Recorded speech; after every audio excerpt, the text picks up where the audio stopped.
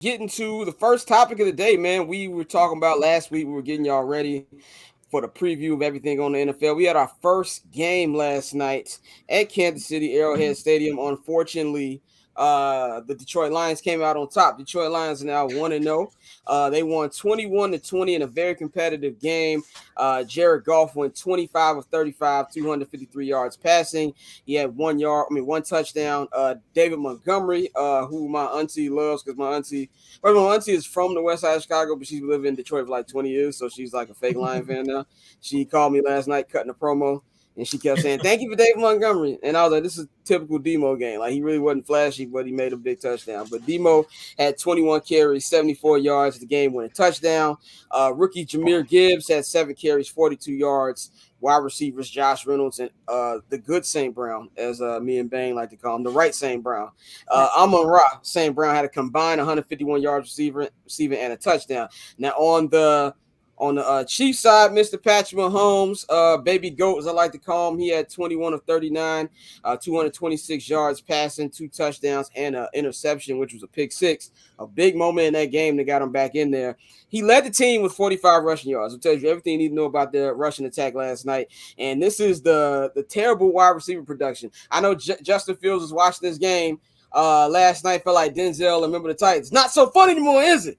No, it's not fun anymore. Not even a little bit. I'm pretty sure that's exactly how Justin felt. As you look at the receiving core, the leading wide receiver was Marquez Valdez-Scantling. He had 2 receptions with 40 yards, and most of that came on a 3rd and 17 in the third quarter. And, of course, the guy who deleted his Twitter account today, Kadarius Toney, he had 1 reception, 1 negative yard. He dropped a big pass, which pretty much probably would have won the game. They're basically in field goal range. Yeah. After that 4th down turnover, which I loved by Man Campbell. I hate that I like Dan Campbell as much as I do. I was listening to his interview with Rich Eisen. I was like, this nigga just loves football, though. Like, if he wasn't coach of the Lions, I would love him, man. But so far the Chiefs are on one. The funniest thing to me, obviously, was seeing Chris Jones in the press box with his 2 Sopranos-looking agents. And then we had Travis Kelce with the racist mustache. He did not play. Hyperextended knee. They don't think he'll be serious, but he was definitely missed. So I'm gonna give this to Courtney first. Courtney, what did you think about the game last night? First thing, I really liked that fake punt. I thought that that was a lot of moxie. I'm like, okay, he is not messing around in Arrowhead.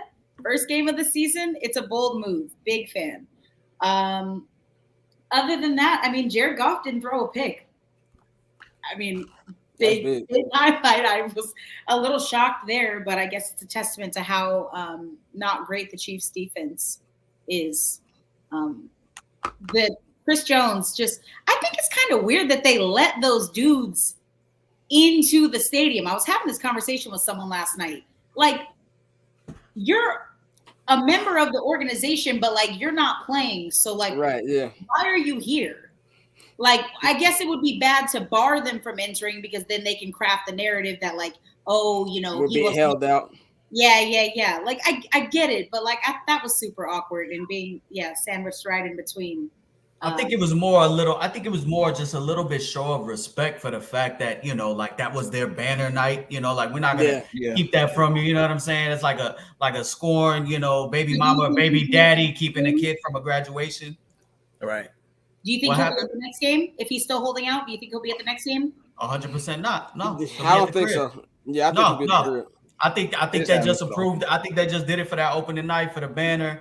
He was a part of the championship team. Clearly, he wants to be there, but he wants to get paid. Also, prove you niggas need me. Yeah. Speaking, I don't think the defense played too bad last night. Yeah. They gave up 14 points. Points. Like, we being real, they gave up 14 points. And there's another dude, I cannot pronounce his name, on that defensive line that they were missing as well. It's the 2 best players. So, no. Yeah, I mean, Mahomes was spreading the ball around a lot. Like, that's cool. But I think we all have kind of made the joke that, like, oh, he could throw the ball, to my 7-year-old little sister, and be successful. And I think we're kind of realizing that Travis Kelce and maybe Tyreek Hill were a lot more pivotal to this offense than maybe we originally thought. Maybe not necessarily Tyreek Hill, just because he obviously wasn't on the team last year. But, like, he needs Travis Kelce, and that should show a lot of teams moving forward. Defenses, especially defense planning, like you know where he's going to throw the ball, like you know where the ball is going. It's not going to anybody else. So yeah, they got to do something. They might be in a little bit of trouble. I don't think Kadarius Toney's going to have games like that every week, but nah, I'm a little concerned. Last night was definitely, two of my favorite agendas in football. One, Matt Patricia was a fucking bum, and shout out to Dan Campbell. Like, anytime I could slander that man, for having a pencil and a laminated play sheet, I will do that. And the other one, Matt Nagy is still a terrible play caller. Like, the Kansas City Chiefs are gonna miss Eric Bieniemy, and I want to see how much that plays out this season. We all, when they ran that dumbass jet sweep, we knew who called that play.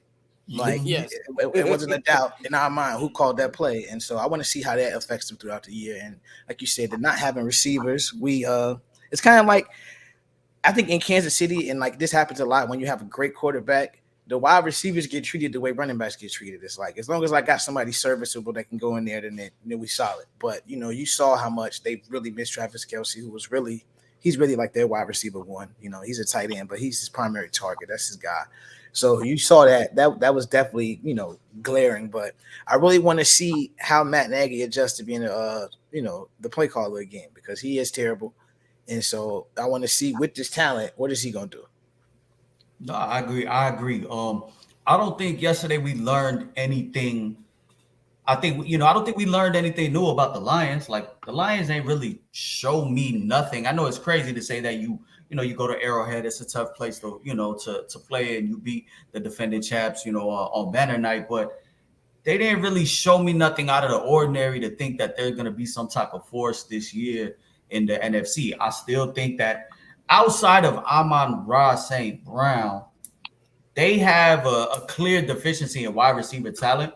I know they went and invested in Jameson Williams, but he's suspended for being in my gambling group chat. So that it is what it is. Way too many parlays. You know what I'm saying? Way too many parlays on Killian Hayes' assist and shit. But I think I had mentioned this last week. The Chiefs are gonna find out now. Where they're lacking, because they don't have a true number one wide receiver. I agree with Dante. It's Kelce, wide receiver one, at the tight end position. But, yesterday was cool. That game flew by to me. Like, anybody else feel like that game flew? No, it did. I just looked up, and it was like 3 minutes in the first half, and I'm like, what the fuck? We were intoxicated, so yeah. That's what. Oh, yeah. I was just laying on the couch, and I'm like, what the fuck? Like, this is already, like, there's 3 minutes left. So, I think it was a sloppy game. There was obviously plays to be made by the Chiefs. I full disclaimer, I bet them live -1.5. And realistically, they were in position to go ahead and kick the game-winning field goal if they wanted to. But the Kadarius Toney got hands like my grandma, and that's what it is. So it was cool. It was cool. I don't really take nothing away from it, but we'll see if Kelce doesn't play next week. Then it's gonna be something to monitor on, with the Chiefs going forward. Do we know who the Chiefs play next week? Whoever they play, they're gonna win by a million. But let's see. I will tell you right now. Why you looking that up? Let me say this. We need to. Oh, the Jaguars. They got the Jaguars. That's gonna be a game. That's gonna be a game. One. And then they got the Bears. And then they got the Bears, who are gonna be 3-0 by then. So I don't know. Hopefully. A little too much dipping chip right there. Yeah, but bro, they gotta make a category for when a ball hits a receiver in both hands and gets deflected and there's an interception. Because I feel like that should not be on the quarterback. Like, far too often we see these passes hit people in the face, hit them up fucking both hands, and it ends up as an interception. I think that's just not. I mean, and I never do this, but to Dak. In his defense, a lot of his interceptions, like I think, like we defended Dakota today. What we know, we don't usually defend the police, but it's just one of those things. Well, like a lot of his interceptions they go off a receiver. So like those deflected interceptions, bro, that's always trash. And for the game to turn like that because of it, like you said, I agree. I don't think Tony's gonna have another bad game like that. Hopefully he deleted his Instagram to lock in, not just because he was embarrassed. But I think that he'll be all right.